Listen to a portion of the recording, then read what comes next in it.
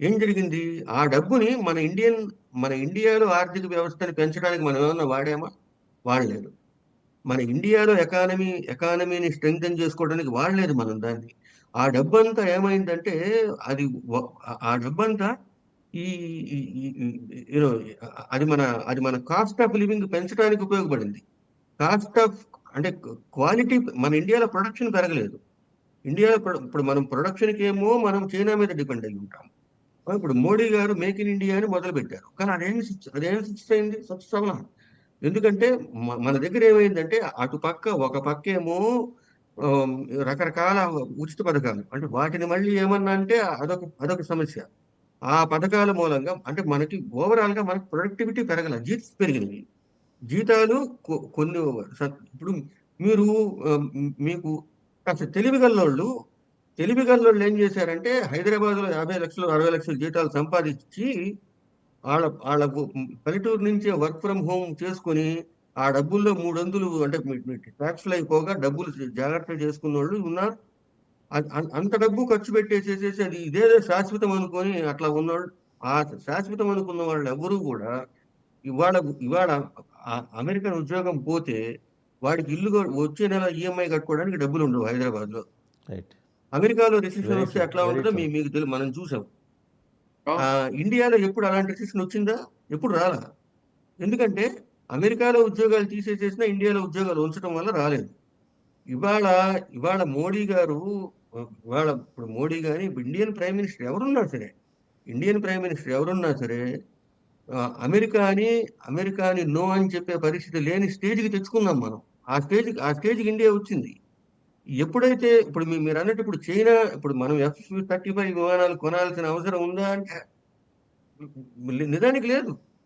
But we are అలాగని no they అని are compiled and Modi గారు ఫోర్స్డ్. చెప్పలేదు. చెప్పే పరిస్థితి లేదు. రైట్. ఒకసారి కిరణ్ గారి దగ్గరికి వెళ్దాం. కిరణ్ గారు. సార్ ఒక చిన్న clarification sir. Sorry ah! Sir. Ah! I'll take 1 minute sir.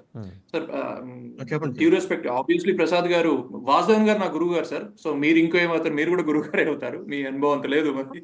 So నాకొక అబ్జర్వేషన్ ఉంది సార్ ఇక్కడ.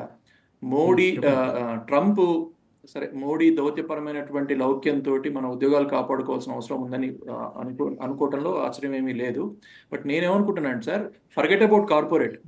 ట్రంప్ ఒక ఈమెయిల్ తోటి 25 లక్షల మంది ఫెడరల్ ఎంప్లాయీస్ కి మీ ఉద్యోగాలు పోతాయి, 8 నెలల జీతం తీసుకొని పోతే పోండి, లేకపోతే మీ ఉద్యోగాల్లో ఎన్ని అవును. ఉంటాయి ఎన్ని పోతే నేను చెప్పలేను అన్నాడు సార్. సో మోడీ దౌత్యం అవును వల్ల, సార్. మోడీ లౌక్యం వల్ల, మోడీ కాన్ఫిడెన్స్ వల్ల ఇప్పుడు ఏమాత్రం అవుతుంది అనేది నాకైతే డౌట్. ఎందుకంటే ఇప్పుడు నిన్న నిన్న మా కంపెనీలో 400 ఉద్యోగాలు పోయాయి సార్. నేను ఈ రోజు మాట్లాడే ఆ! టైంకి నిన్న ఆ! కరెక్ట్ ఆ! ఆ! మధ్యాహ్నం ఈ టైంకి 400 మందిని తీసుకెళ్లారు. మా నెంబర్ 401 నేను అవుతుందా, అదే 2 అవుతుందా, 3 చెప్పబోతున్నాను. అవుతుందా లెక్కేసుకుంటా, అది వేరే విషయం. సో హ్మ్. హ్మ్.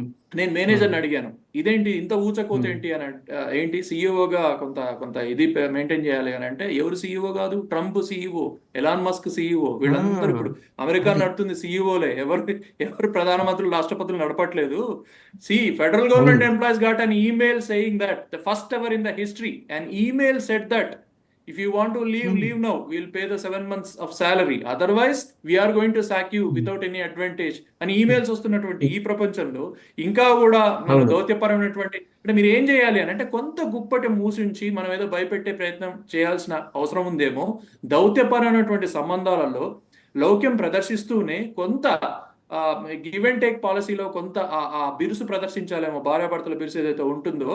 సో భార్య విషయం భర్తకు తెలుసు, భర్త విషయం భార్య తెలుసు, కానీ ఒక నెగోషియేషన్కి వచ్చినప్పుడు పిటికిట మూస్తారనమాట. మూసి కొంత ఏదో పట్టు ఏదో చెయ్యాలి కదా, అదేది జరగలేదు. అదేం జరగలేదు, పూర్తిగా మీరేమంటే అదే అన్న కోవలో జరుగుతుందా ఈ దౌత్య సంబంధాలు అనేది ఇప్పుడు నా రైట్. పార్టీ ఒకసారి కిరణ్ మాట్లాడతారండి. కిరణ్ గారు ఇక్కడ మాట్లాడతారు ఇక్కడ ఒకసారి. ఇక్కడ కిరణ్ గారు మాట్లాడతారు. వాసు గారు ఇప్పుడు ఫణి రైట్. గారు అడిగిన దానికి నేను ఒక 2 పాయింట్లు. ఇప్పుడు మీ మీ మీరు these are all very interesting topics. Yes sir. మీరు చెప్పినట్టు ఇప్పుడు ఆల్రెడీ నాకు వచ్చిన సమాచారం ప్రకారం వాషింగ్టన్ డీసీలో ఈ పెద్ద పెద్ద డిపార్ట్మెంట్ కొన్ని మూసేశారు కదా. మన వాళ్ళు అంటే మన తెలుగు వాళ్ళే 7-8 వేల మంది ఉద్యోగాలు పోయినాయి. 7-8 వేల మంది ఉద్యోగాలు పోయినాయి. ఈ గత 20 ఏళ్లలో వాషింగ్టన్ డీసీ ఎక్కడ రిసెషన్ వచ్చినా సరే డీసీ ఏరియాలో మాత్రం గవర్నమెంట్ డబ్బులు కదా, రిసెషన్ అనేది లేకుండా విపరీతంగా ఇళ్ల రేట్లు కానీ అన్ని విపరీతంగా పెరిగి మిలియన్ల డాలర్లలో చేర్చుకున్నారు. ఇప్పుడు వాళ్ళందరూ ఉద్యోగాలు పోయినాయి. చాలా ఇంకా మీరు అంటే ఇప్పుడు మీరు ఇంకా ఇంకా ఇంకా న్యూస్లోకి రాలేదు ఇవన్నీ. చాలా రాబోతున్నాయి. చాలా రైట్. వస్తున్నాయి. చాలా ఆ, ఇప్పుడు మీరు అన్నట్టు ఈ ఉద్యోగాలు ఇండియాలో అంటే ఇవాళ ట్రంప్ వచ్చి చెప్పేదాకా ఇవన్నీ బయటపడలేదు. అలా అలా నడుస్తూ ఉన్నాయి. ఇప్పుడు ఏఐ ఇప్పుడు ఈ ఇండియా ఈ ఉద్యోగాలు ఇవన్నీ కూడా శాశ్వతమా అంటే కాదు. కాదు. కాదు. రేపు ఏఐ మూలంగా ఏఐ వల్ల విపరీతంగా నష్టపోయేది ఇండియానే ఫస్ట్. రైట్. ఎందుకంటే చైనా వాళ్ళు ఆ ఇంగ్లీష్ రాకపోవటం మూలంగా వాళ్ళకి అమెరికన్ ఉద్యోగాలు అది రాలేదు.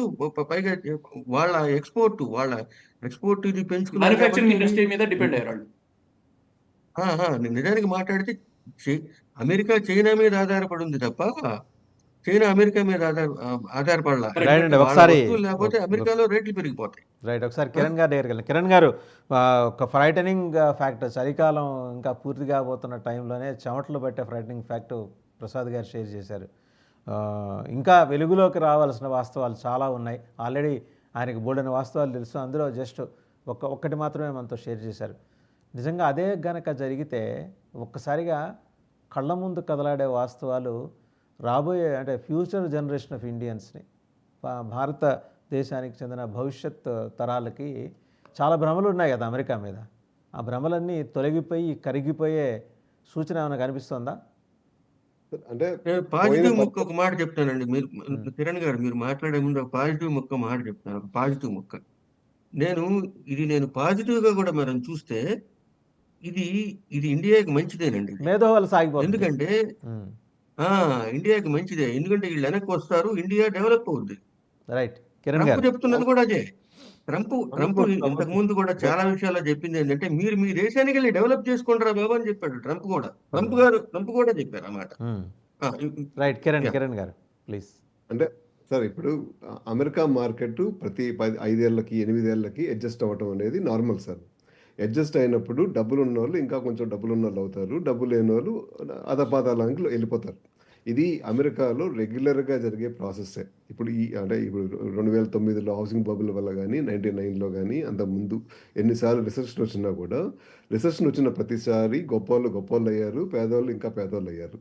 కాకపోతే దీంట్లో కొంత మనకి సుఖం ఏంటంటే మన ఇల్లులు ఇప్పుడు దగ్గర దగ్గర 800-900 అయిపోయిన ఇల్లులు మళ్ళీ ఒక 2 ఏళ్లలోను 3 ఏళ్లలోను మళ్ళీ 300కి 400కి పడిపోతాయి. దీనివల్ల నాలాగా ఓనర్లకి కొంచెం నష్టం, కొత్తగా కొనుక్కునే వాళ్ళకి కొంచెం లాభం. అంటే మన డబ్బాలు అక్కడే ఉంటాయి సార్. ఇప్పుడు పాములు పట్టాలో ఆ పైన డబ్బాలు పైనే ఉంటాయి, కింద డబ్బాలు కిందే ఉంటాయి టైప్లో మనం ఆ మిడ్ లెవెల్లోనే ఉంటాం. మనల్ని పైకి వెళ్ళనీరు, అది 100% వెళ్ళనీరు.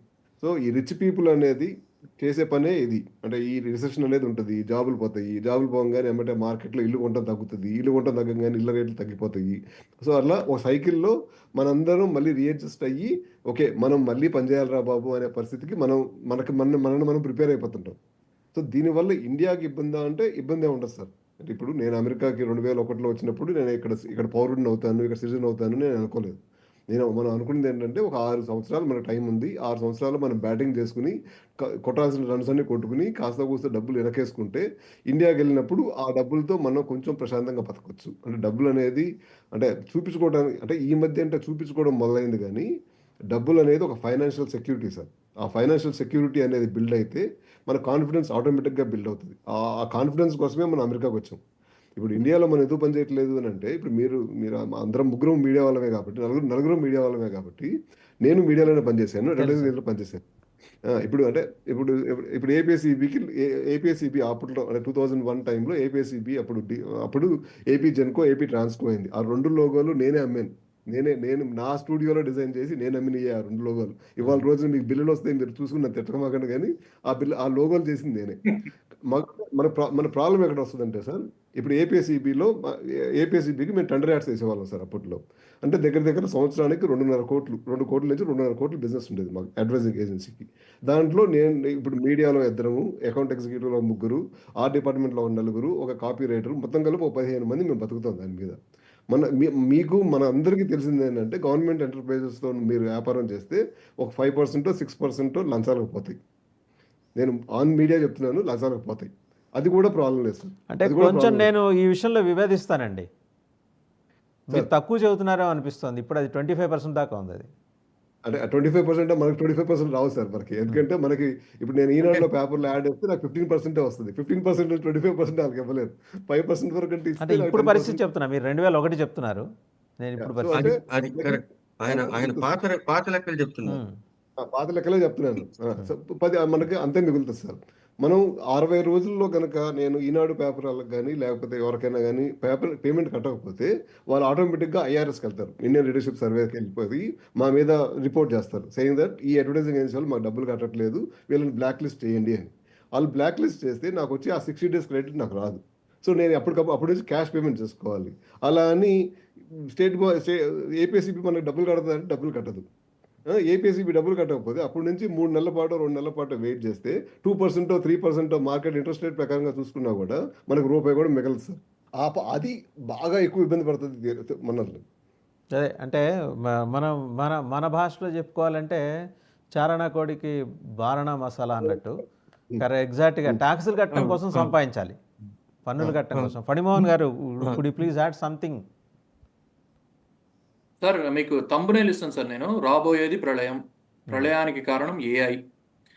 సో ఇప్పుడు కంప్యూటర్స్ వచ్చినప్పుడు అనుకున్నారు సార్ కమ్యూనిస్టులు, మీరు పెద్దలు, మీకు బాగా ఐడియా ఉంటుంది, అయిపోయినాయి మన ఉద్యోగాలు మొత్తం పోయినాయి, కథ